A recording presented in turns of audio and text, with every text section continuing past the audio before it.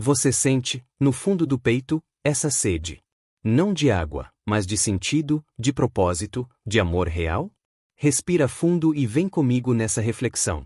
Mas antes de te contar o que você verá nesse novo vídeo, venho te pedir para assinar nosso canal e fazer parte do grupo de pessoas que ajuda o canal e participa também do debate mensal sobre a doutrina espírita. Então, clique em Seja Membro e vem com a gente. Há promessas, feitas por nós, para nós, antes mesmo de nascer, que ecoam na alma e aguardam ser cumpridas. Promessas que carregamos no silêncio do Espírito. Hoje, com Maíse Braga e o Grupo Fraterno Francisco de Assis, somos convidados a revisitar essas promessas. A considerar, será que vivemos uma vida à altura do que nos comprometemos antes de encarnar?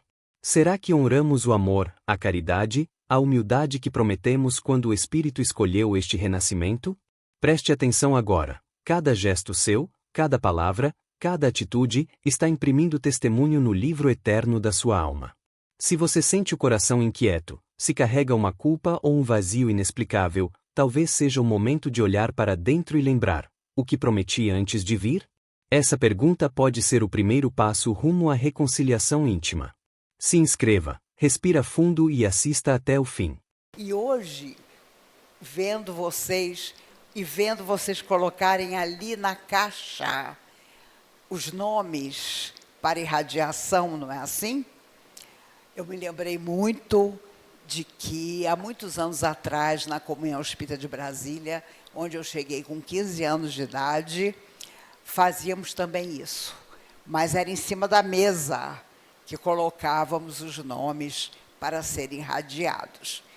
Com o tempo, torna-se uma coisa tão automática que eu me lembrei do nosso bate-papo de hoje, que são promessas.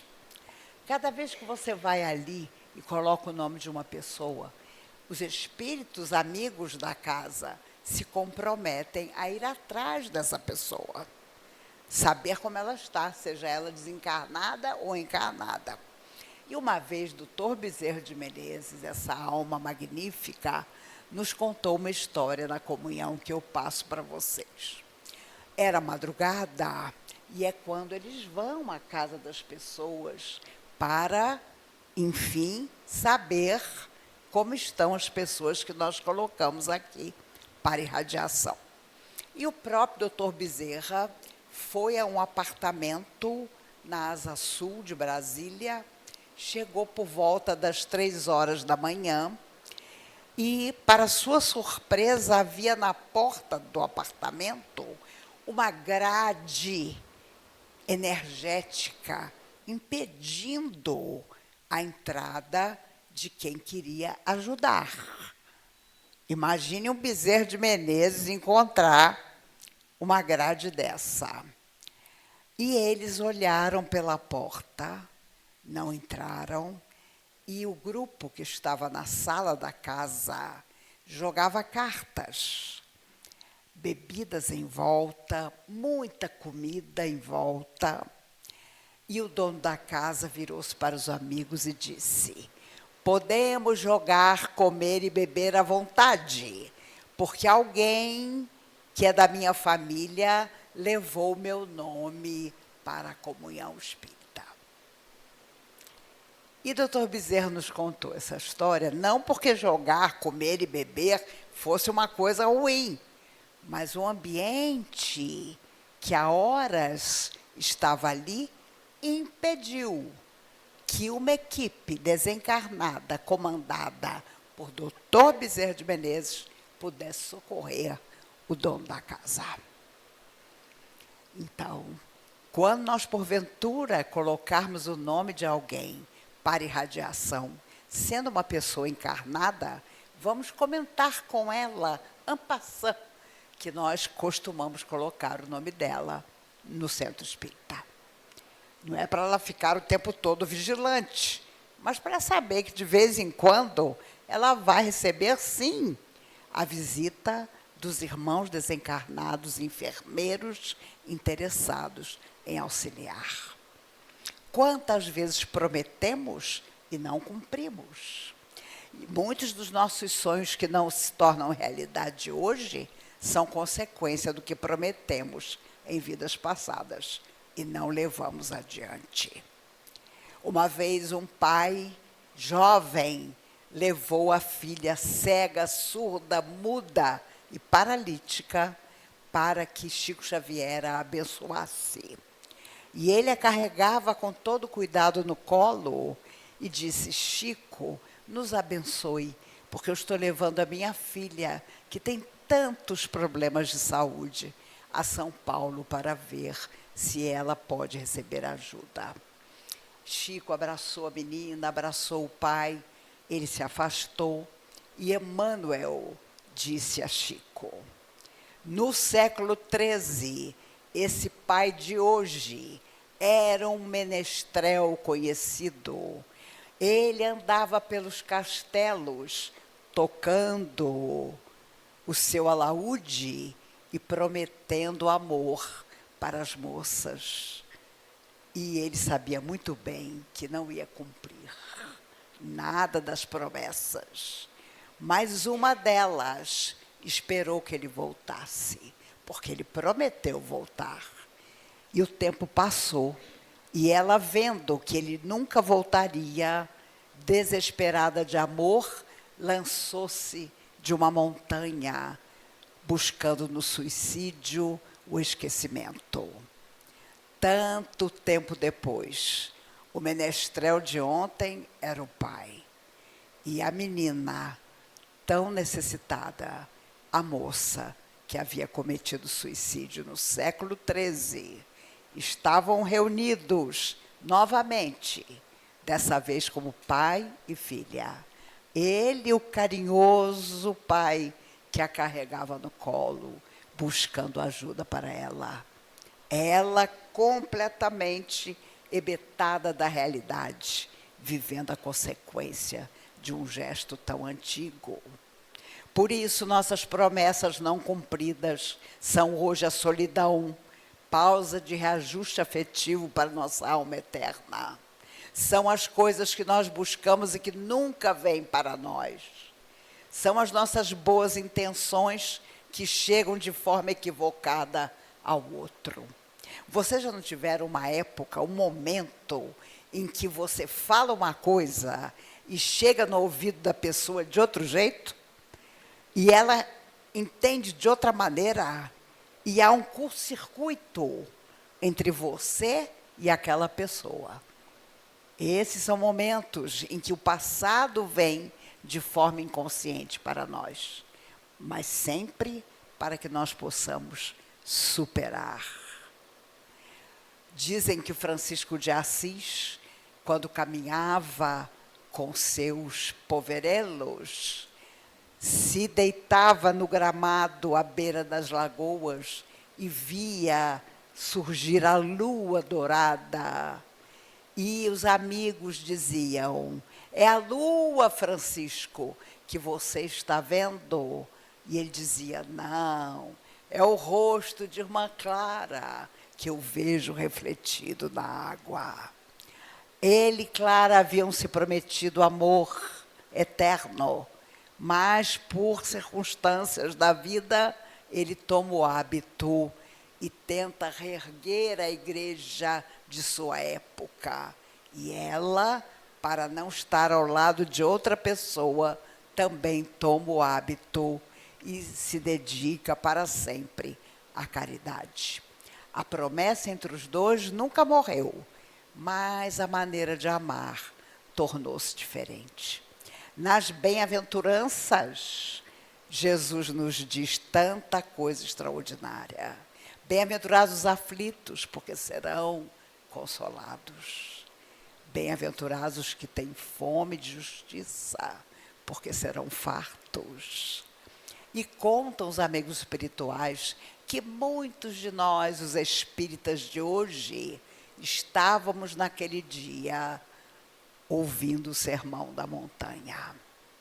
Eu rezo para que eu não estivesse lá, porque tanto tempo depois, ainda aqui na Terra, ainda num corpo, é sinal de que o que ouvimos naquele dia extraordinário não adiantou nada para nós. Não fizemos nada do que Jesus preceituava, vindo à Terra para nos apontar o caminho do processo evolutivo positivo. Mas nós tínhamos outros interesses e estamos aqui até hoje. E é interessante notar como o carioca não perde esse jeito de prometer. Há anos atrás eu vim ao Rio com minha mãe, estávamos aguardando um táxi, e um táxi parou e o motorista disse: "O que eu posso fazer por essas queridas?" Eu falei: "Estamos no Rio de Janeiro, mãe. Porque só no Rio de Janeiro que um motorista de táxi chama duas senhoras de queridas." Eu estava na porta do hotel em Copacabana, passou um rapaz: "Senhora, R$ 25 por uma garrafinha de suco de uva." E eu falei: eu vou contar para esse rapaz que, apesar de eu estar no hotel, não sou uma neófila. Eu falei: "Ô, meu filho, eu sou carioca do Meia, da Rua Dias da Cruz." Na mesma hora ele falou: "Faço por 8."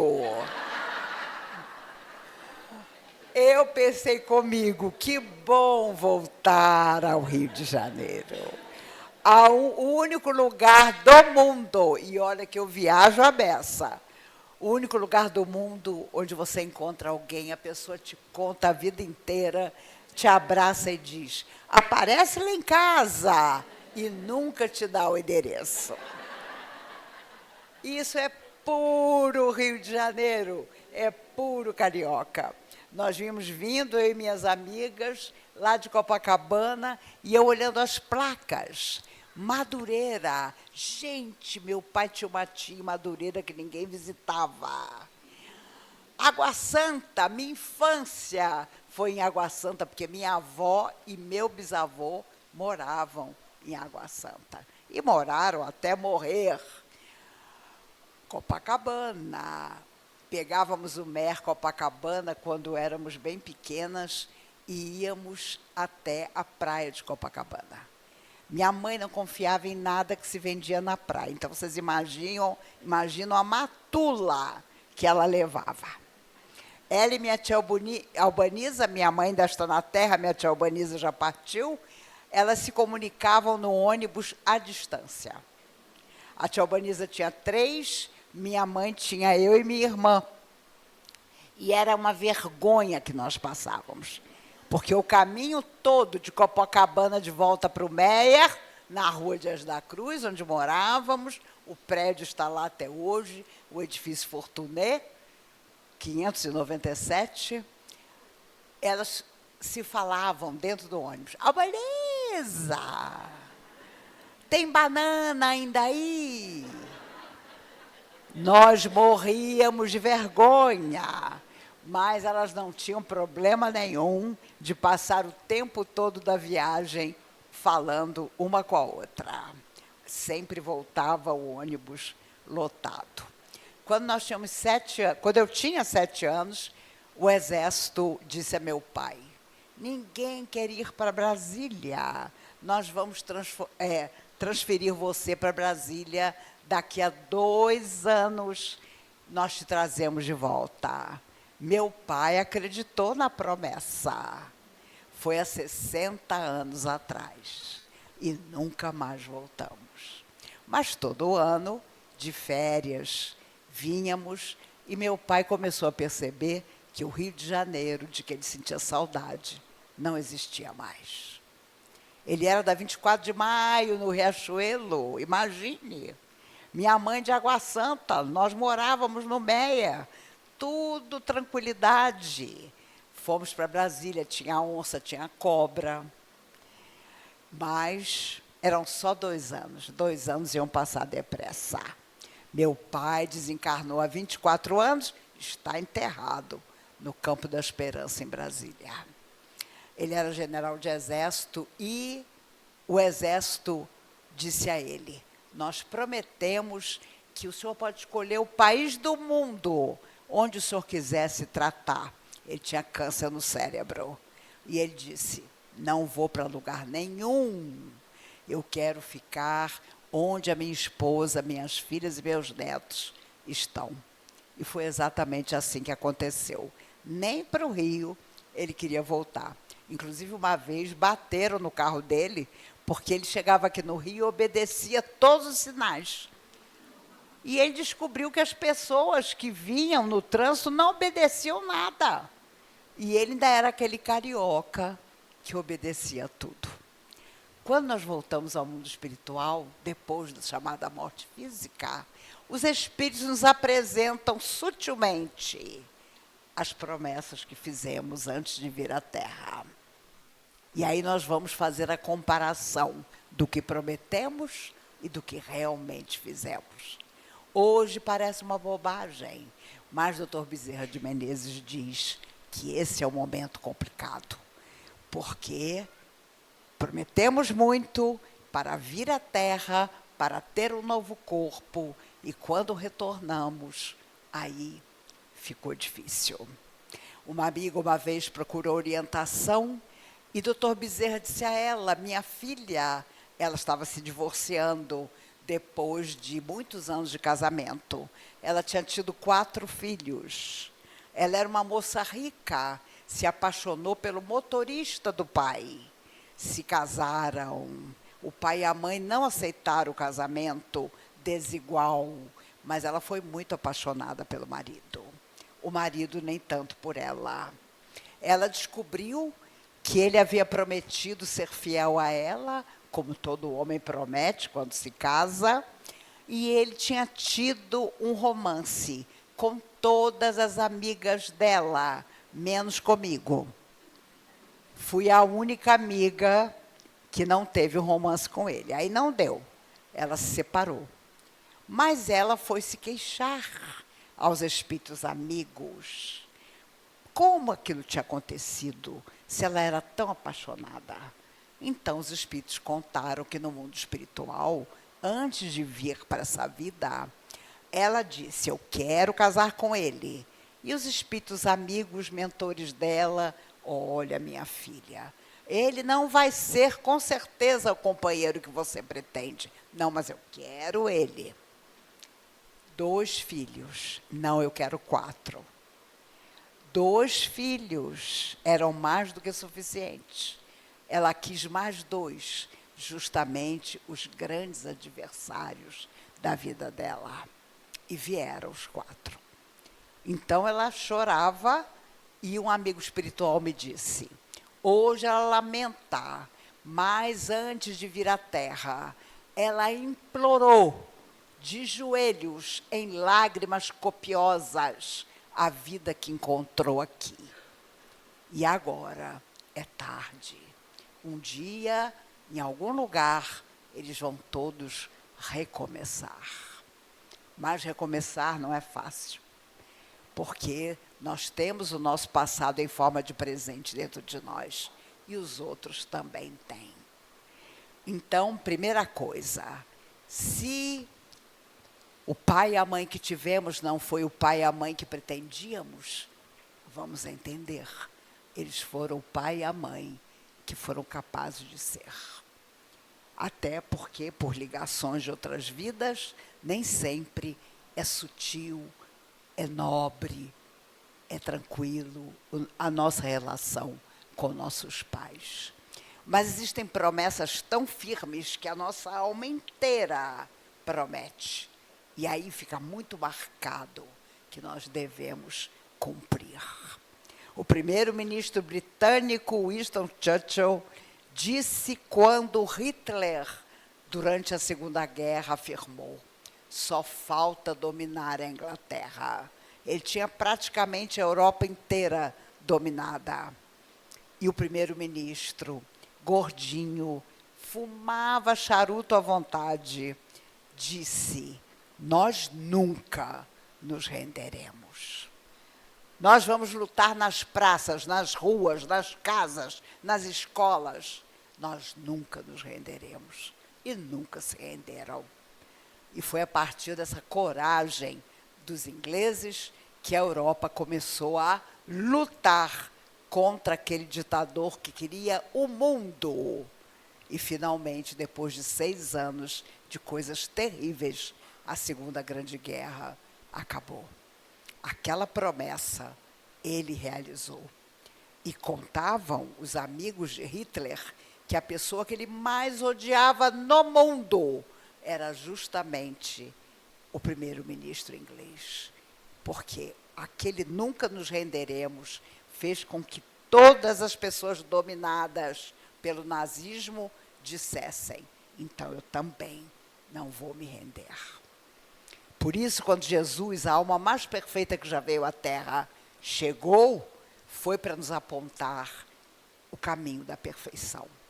Foi para nos dizer que era preciso ser digno, reto, nobre, por mais que nos custasse, para que um dia, retornando à verdadeira existência fora da matéria, nós pudéssemos não lamentar o nosso destino, mas saber que tudo tinha e tem a sua razão de ser. Hoje, com a falta de memória que a bactéria me causou, de vez em quando eu tenho que olhar o papel. Aí as pessoas dizem: Maíse, com 68 anos, você já está velhinha. Eu digo: estou mesmo.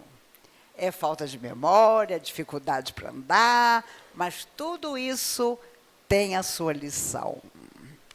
E depois da minha geração, com certeza, esta geração mais jovem faz com que nós tenhamos até vergonha de nós, porque eles sabem que exercício, uma alimentação regrada, ser feliz, importa muito. Mas, apesar disso, o índice de suicídios de jovens no mundo inteiro aumenta cada vez mais. Há alguma coisa que está faltando a essas pessoas que se cuidam tanto, mas esquecem de olhar o próprio coração. Irmã Dulce vivia num monastério em que, para ganhar dinheiro, as freiras alugavam determinados pedaços do grande terreno que o convento possuía. E havia um galinheiro no meio que cabia muita galinha. E um produtor pediu para alugar para 100 galinhas que ele tinha. E eles permitiram que o galinheiro fosse usado pelas 100 galinhas. O produtor disse: daqui a 2 meses eu volto para pegar todas as galinhas. Mas irmã Dulce tinha feito uma promessa a si mesma. Ela não deixaria ninguém dormir na rua e nem passar fome. Então, ela trazia para dentro do convento as pessoas que a própria família, muitas vezes, abandonava na rua. Nem preciso dizer a vocês que um dia faltou comida. E ela, então, teve uma ideia brilhante. 2 meses depois, quando o produtor chegou procurando as 100 galinhas que ele ia vender, ela vira-se para ele e diz: suas galinhas encontraram o destino delas. Elas tinham um destino. E aqui conosco elas encontraram. Foram todas cozidas para alimentar as pessoas que nós tiramos da rua e trazemos para cá. O produtor ficou desesperado e ela tranquila, porque ela havia prometido. O ex-presidente Getúlio Vargas, no auge da crise que enfrentava em 1954, disse à sua filha Alzira, sua única filha mulher, que era sua grande afinidade: eu prometo, Alzira, que eu não vou tirar a minha vida. Mas dizia aos jornais: só morto eu sairei do Palácio do Catete. E a filha, naturalmente, vendo aquela declaração, dizia: meu pai, não se preocupe, isso é uma questão política, eu prometo não me matar. Naquela manhã de 24 de agosto, todos moravam no palácio. Quando de manhã cedo se escuta o tiro, ela corre para o quarto do pai. O encontra caído sobre a cama, a pistola ao lado, o tiro no coração. E ela se lança sobre ele e diz: pai, você prometeu, você prometeu. E ele não conseguia mais falar, apenas olhou para ela. E ela entendeu que ele não havia cumprido a promessa. Ele preferia fugir da vida a sair do poder. E o impressionante é que ele sofreu no mundo espiritual por 14 anos. E depois de socorrido, Eça de Queiroz, o grande escritor português, era o seu protetor espiritual.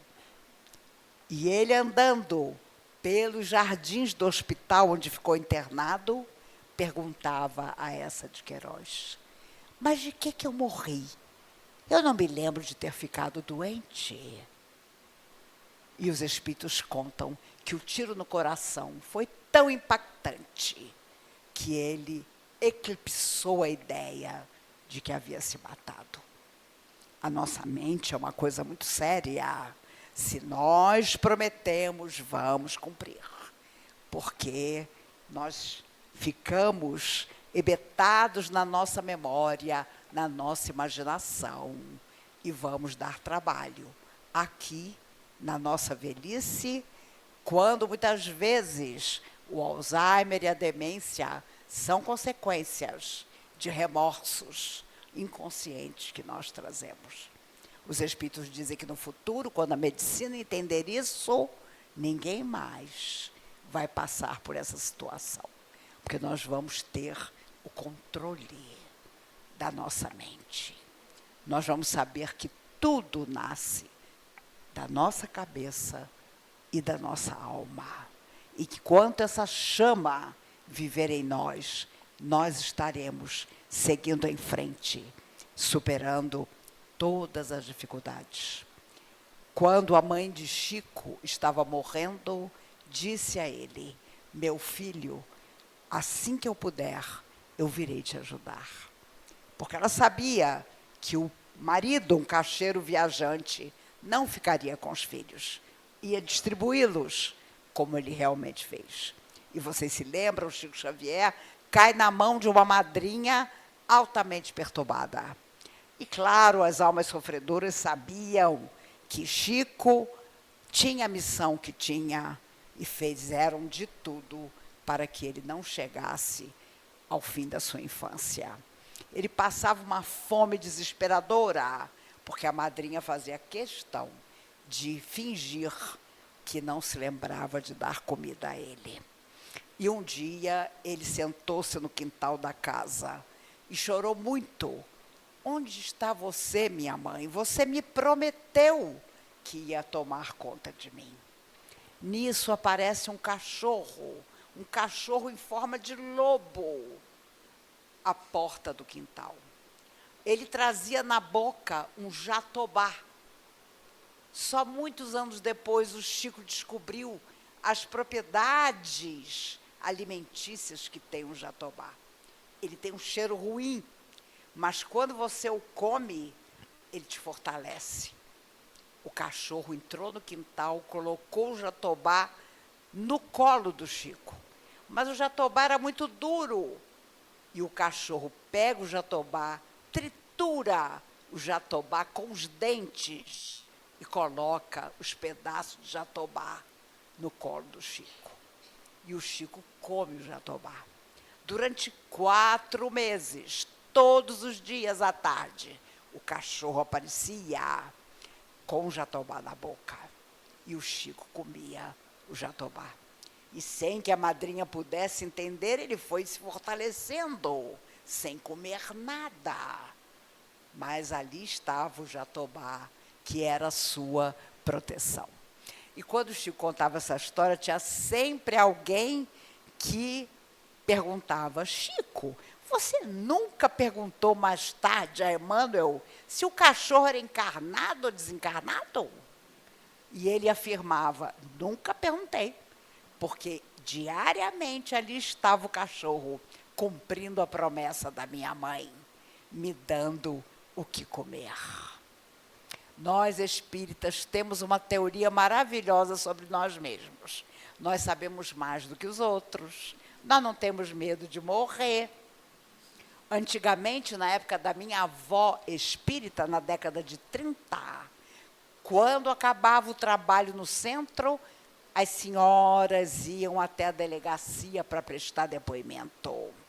E o delegado perguntava, quem é esse Bezerra de Menezes aqui? Quem é esse Dias da Cruz?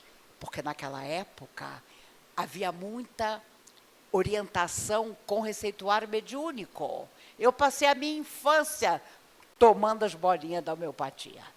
Porque minha avó tirava para mim, para minha irmã, para todo mundo da família. E rigorosamente ela colocava em cima de uma arca na sala com os horários, para que não se esquecesse de dar a bolinha para ninguém. Eu adorava, porque tinha gosto de açúcar. Então, eu achava o máximo. Mas era tudo com orientação espiritual. Havia médiuns maravilhosos que tinham que dar depoimento na delegacia, porque se duvidava da seriedade das casas espíritas. Você dizer que era espírita era complicado. A minha avó tornou-se espírita quando a mãe dela morreu. O pastor, eram todos protestantes, o pastor disse, sua mãe foi para o céu, você eu não sei se vai. Sua mãe era bondade em pessoa, você, se não for, nunca mais vai ver a sua mãe. Naquela época, uma mulher não andava sozinha na rua. Voltando do enterro, abraçada de braço com meu avô, ela disse, eu não sei você, mas amanhã eu vou para o espiritismo. Meu avô quase desmaiou, porque a família toda crente. Amanhã eu vou para o espiritismo, porque eu já andei lendo umas coisas, e o espiritismo diz que todo mundo se encontra. E eu sei que um dia eu vou encontrar a minha mãe. Ela morreu com 90 anos. No dia da sua morte, ela disse à minha tia, me traz um copo d'água. Quando a minha tia trouxe a água, ela disse, pode deixar, minha mãe já me deu água. Aí a minha tia disse, meu Deus, tem alguma coisa errada. Porque a mãe dela já tinha morrido quando ela tinha 20 anos. Vamos, mamãe, ao hospital, não se impressione, a senhora vai só tomar um soro. Promessa de filha, né? A gente, quando vê a mãe passar por alguma coisa, promete qualquer coisa para a mãe. E a minha tia prometeu, a senhora vai só tomar um soro. Ela se levantou, abriu o armário e disse, eu quero ser enterrada com esse vestido, que eu fico tão bonita. Eu quero chegar bem do lado de lá para encontrar seu pai. Aí minha tia, gente, ela já começou, coitada, a delirar. Quando ela chegou no hospital, ela sentou-se e o médico, a senhora não se preocupe, a senhora vai tomar um sorozinho e vai voltar para casa. Ela não queria se alimentar, então ela estava fraca. Ela sorriu e disse à minha tia, então, minha filha, até lá. Até lá onde, mamãe? Até lá, na outra vida. Quando ela entrou para tomar o soro, o coração parou. Ninguém trouxe ela de volta. E eu era a neta mais velha. E ela disse à minha tia, diga, Maíse, que ela é que vai contar para a família que eu desencarnei. Imagine, eu de Brasília contando para as pessoas aqui no Rio que ela tinha morrido. Mas a coisa mais extraordinária é que ela encontrou mesmo a mãe dela, na hora da sua partida. A mãe que a havia feito chegar à doutrina espírita. Exatamente como a doutrina espírita prometia. Ela desencarnou bem idosa, com 90 anos. Mais tarde, ela deu uma psicografia e ela disse, eu quero contar, porque nessa altura a família toda foi para o espiritismo atrás dela. Eu quero contar à família que mesmo tendo desencarnado tão idosa, quando eu cheguei aqui, houve um momento em que os mentores amigos me perguntaram, E como foi que você cuidou do seu corpo na Terra? O que foi que você fez do seu corpo na Terra? E não adiantou dizer que ela tinha morrido com 90 anos. Ela prestou contas. E ela foi uma grande propagandista da homeopatia, porque ela se cuidou na homeopatia a vida toda. Nós, espíritas, somos complicados, prometemos a caridade, o carinho, o amor, nem sempre cumprimos. Havia um mendigo em Uberaba chamado Jorge. Ele tinha uma ferida que ia da boca até a orelha e que permanentemente sangrava. Ele vivia na rua, ele gostava de viver na rua. E todo sábado ele ia até o Chico. Chico, meu amigo, eu vim te dar meu beijo. Os espíritas chegavam a se entortar. Meu Deus, olha lá o Jorge. Meu Deus, o Jorge vai beijar o Chico. Meu Deus, o Jorge está beijando o Chico. E ficava na bochecha do Chico o filete de sangue do Jorge. Apareciam 1000 lenços. Aquelas caravanas todas do Brasil inteiro davam lenço para o Chico limpar a bochecha do sangue do Jorge. E o Chico ignorando os lenços. Um dia, alguém chegou e disse: Chico, Jorge morreu. Jorge morreu? Jorge morreu. Morreu em frente ao mercado, na rua, dormindo. E aí as pessoas em volta. Ai, Chico, não é que eu queira falar. A gente é tão espírita, né? Mas eu tinha um nojo do Jorge. Eu tinha um nojo do beijo que o Jorge te dava. E você todo sábado recebia aquele beijo, meu Deus do céu.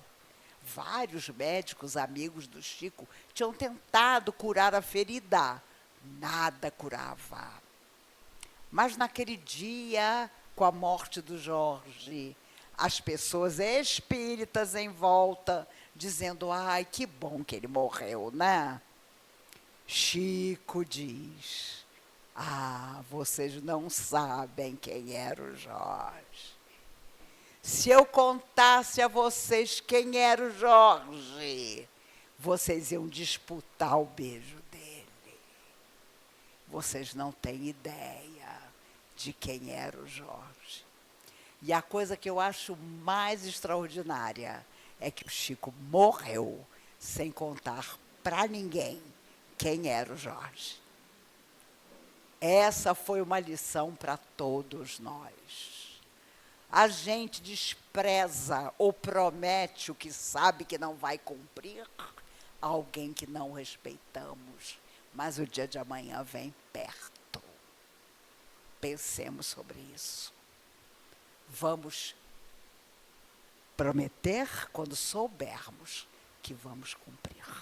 Quando tivermos certeza que não frustraremos a emoção, a esperança, a boa vontade no coração daquela pessoa a quem estamos prometendo alguma coisa, mesmo que seja um pão, mesmo que seja o que não tem importância e não vai nos fazer falta nenhuma, ou que seja muito importante, porque nós sabemos até o que virá amanhã será a consequência de tudo o que nós estivermos fazendo hoje. Não nos esqueçamos de que um dos mandamentos é honrai vosso pai e vossa mãe. Eu tenho visto tantas pessoas idosas sozinhas, tantas pessoas que não recebem um telefonema de um filho, ou quando estão bem, ou quando não estão. Pessoas amigas minhas, que passam por grandes lutas de saúde, cujos filhos não querem saber. Não é pouca gente, não, é muita. E nós temos que discutir isso, portas adentro do nosso coração e da casa espírita. Podem ter certeza que os cuidadores serão aqueles que terão a profissão mais valorizada daqui para frente. Porque muita gente vai preferir ausentar-se, mas ter um cuidador que cuide do seu pai ou da sua mãe. Eu disse à minha única filha, Mariana, que cuida tanto de mim: Mariana, eu não vou estar aqui na sua velhice, como é que vai ser? Ela disse, não tem problema, mãe, eu compro 2 robôs. E o meu genro disse, e eu? O que eu vou estar fazendo?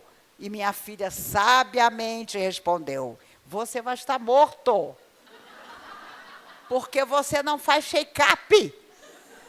Como todo homem de 40 anos, meu genro foge de shake-up, que é uma loucura, porque eles acham que eles não morrem, porque tem 40 anos. Mas o meu cardiologista me deu uma notícia maravilhosa outro dia. Você já passou há muito tempo do risco de ter um infarte, porque hoje quem está infartando são os jovens de 20 a 40 anos, porque eles querem tudo da vida num segundo. O mundo promete tantas coisas e eles querem tudo, mas sem saber se tem condições emocionais para isso. Ele me contou que há pouco tempo, lá no Hospital Santa Lúcia, em Brasília, apareceu um rapaz, 30 e poucos anos, desesperado de falta de ar. E quando ele examinou o rapaz, ele disse, o senhor fique calmo porque o senhor, apesar de moço, está tendo um infarte. Ele, sem se impressionar, disse para o meu médico, eu sei que eu estou tendo um infarte. E o senhor sabe por quê? Porque lá no estacionamento do hospital, eu estacionei um BMW, mas o que eu quero mesmo é um avião. Nesta frase, de tanta ambição, ele explicou por que ele estava infartando. Nós também fazemos promessas ao nosso corpo físico. Vamos cuidar bem de você, vamos ao médico para descobrir com antecedência o que podemos solucionar. E as promessas não cumpridas cobram um preço muito alto. Por isso, façamos nossa própria vida, sem esperar que o outro venha a nos amparar. Porque pode ser que ele não venha. Isso é muito sério, porque é claro que nós temos uma série de considerações sobre a vida do outro, mas sobre a nossa vida, muitas vezes, nós deixamos passar. Então, vamos prometer hoje que nós vamos cumprir as promessas que fizermos ao coração dos outros, para que dessa vez a nossa vida seja realmente uma vida produtiva. Fazendo palestra há tempos atrás, eu ouvi um murmúrio na plateia, por causa das marcas que eu tenho no meu braço. E alguém comentou, ela deve ter um marido que bate nela.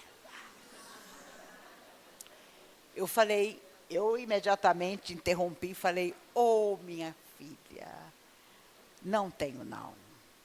É que isso aqui se chama fragilidade capilar. Você tira sangue e fica meses com a marca. Você bate numa maçaneta, é tiro e queda. Parece que alguém bateu em você. Tudo tem seu motivo. Tudo talvez seja para que sejamos mais simples, mais humildes do que conseguimos ser. Mas nós somos pródigos em pensar na vida do outro, nos esquecendo da nossa vida. Nós ficamos imaginando como é que o outro vive, ama, perdoa, serve, e nos esquecemos de fazer tudo isso para a nossa existência. Então, numa manhã de domingo extraordinária como essa, que nós possamos pensar. E pensar nós vamos sentir. E sentindo, com certeza, nós vamos compreender. E compreendendo o outro e a nós mesmos, nós vamos acertar sempre. Eu autografei aqui para a querida amiga o Minuto com Maíse, que é um livro hoje esgotado. Mas eu trouxe um livro que fiz e lancei na Biblioteca Nacional em Brasília em maio último, e que se chama Aquele Tempo Entre Nós, em que eu e minha filha Mariana, psicóloga clínica, mas que cuidou de mim quando eu tive minhas dificuldades, e ainda tenho, contamos. Ela fala em metade do capítulo e eu em outra metade. O que foi estarmos juntas em horas difíceis. Fiquei morando na casa dela 7 meses. E é interessante porque ela fazia absolutamente tudo para mim. Chegou uma hora que ela estava exausta. Então, eu tive 3 cuidadoras magníficas que eu detestava. Porque senta, levanta. Aprende de novo a sentar e levantar. Aprende de novo a andar. Aprende de novo a cortar a comida. Eu não tinha força para cortar um pé de alface. Um dia, no café da manhã, eu virei para ela e falei, como é mesmo o nome da minha médica? A memória tinha sumido. Aquilo que não interessava, eu não lembrava. Por exemplo, o nome da médica. Meu pai, quando teve câncer no cérebro, o primeiro sintoma foi esse. Ele contava o que ele tinha feito com detalhes no dia que Getúlio Vargas morreu. Ele já era militar, tinha 18 anos. E aí eu ficava satisfeita, meu Deus, papai está melhorando, está lembrando de 1954. Ele virava para mim e dizia, nós já almoçamos hoje? Já, papai. O que foi que eu comi? E aí você via que não tinha jeito, que o tumor tinha atingido a memória. E no livro, Aquele Tempo Entre Nós, a gente conta exatamente isso. Não ficou um livro triste, não. Ficou um livro engraçado até. Tem uma playlist de músicas que você pode acessar. Eu nunca tive celular nem computador. Foi invenção da minha filha. Tem desde Patufu até Frank Sinatra cantando My Way. Porque My Way devia ser o hino nacional. Eu fiz do meu jeito. E eu desejo, sinceramente, que um dia nós cheguemos à verdadeira existência. E seja como tenha sido nossa vida, nós possamos dizer, eu fiz do meu jeito. Isso é extraordinário. Seja o que for que façamos, as escolhas são sempre nossas, porque as consequências são nossas também. Eu desejo que vocês sejam cuidados, como eu fui cuidada pela minha filha quando precisei. E, psicóloga que ela é, para me incentivar, ela disse, vamos reformar o seu apartamento. E o médico dizia que nunca mais eu ia morar sozinha. E reformamos, adivinha, eu na cadeira de roda e ela me mostrando pelo celular. Quer esse quadro? Quer esse sofá? Aí eu comecei a achar fantástico essa história de celular. Continuo não tendo. Mas achei fantástico os outros terem. E no final ela disse, você vai voltar para sua casa, para morar sozinha. Que cor você quer nas paredes? Eu falei, cor de rosa. Aí os amigos, que vai ficar horroroso. Ficou lindo. Quando eles chegam lá, acho que vou pintar minha casa assim também. Isso é que é o maravilhoso. E agora, 2 vezes por semana, professor de Pilates. E eu digo a ele, quando ele chega lá em casa, você sabe que eu te detesto, né? Com aquele sorriso. Você sabe que eu te detesto, mas eu preciso de você. Nem tudo na vida é maravilhoso, mas sempre necessário. E eu pedi a ele um presente de Natal, que ele autorize que eu faça a última coisa. Coloque na sala um tapete peludo cor-de-rosa. E por isso eu faço exercício para não escorregar no tapete. Mas eu já soube que tem umas coisas, umas ventosas, que segura o tapete, que nem que você queira morrer no tapete, você consegue. Então, eu já estou satisfeita, porque faço exercício e, se Deus quiser, o meu presente de Natal vai ser o tapete peludo cor-de-rosa. E eu desejo demais que um dia, voltando à verdadeira vida, nós possamos encontrar alguém que diga: bem-vindo, amigo. O mundo ficou um pouco melhor, porque você viveu nele. É o que eu desejo a todos nós. Muito obrigada por me receberem mais uma vez. Não virei ao Rio de Janeiro em 2026, porque o ano já está todo ocupado com viagens para outros lugares. Mas em 2027 eu venho. E vou passar um mês, ao invés de 20 dias, como agora. E Cosme, o amigo que faz a minha agenda aqui no Rio, que é de Vila Isabel, me perguntou: Maíse, já tem 16 centros para você falar em 2027. Eu falei: tem uma ideia melhor? Fiquei sabendo essa semana que o campo do Vasco da Gama vai ser reformado. Me coloca no campo do Vasco da Gama e vamos juntar todo mundo num lugar só. E me lembrei tanto de Getúlio Vargas. Ele, 1º de maio, ia para o campo do Vasco. Trabalhadores. E ficava todo mundo extasiado. Aquele homem gordo, baixinho, era maravilhoso na hora que abria a boca para falar. E encerrando, meus amigos, me lembrei de novo de Churchill, o primeiro-ministro inglês, tomando chá com uma senhora horrorosa de chata.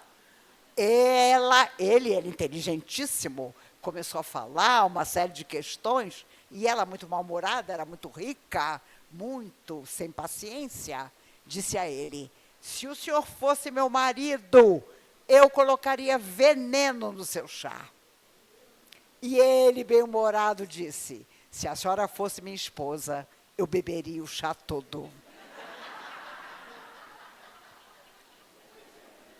Por isso, meus amigos, seja o que for que a vida nos dê para beber, que nós saibamos o que beber para viver muito, porque a vida na Terra é muito importante.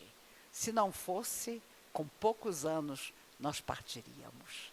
E que vocês, trabalhadores dessa casa maravilhosa, possam perguntar aos seus dirigentes: como eu posso ser útil? O que eu posso fazer para ajudar essa casa que me acolhe? E tenho certeza que um dia, na pátria maior, ao nos reencontrarmos, nós vamos dar graças a Deus, até pelos sonhos que não se realizaram. E vamos agradecer também pelas promessas que conseguimos cumprir.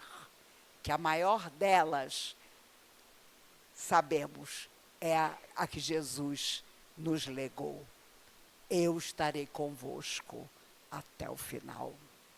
Não o final do mundo, porque o mundo não vai acabar, mas até o final das nossas dificuldades. Que Ele, o Mestre inesquecível, nos guarde e nos abençoe, hoje e sempre.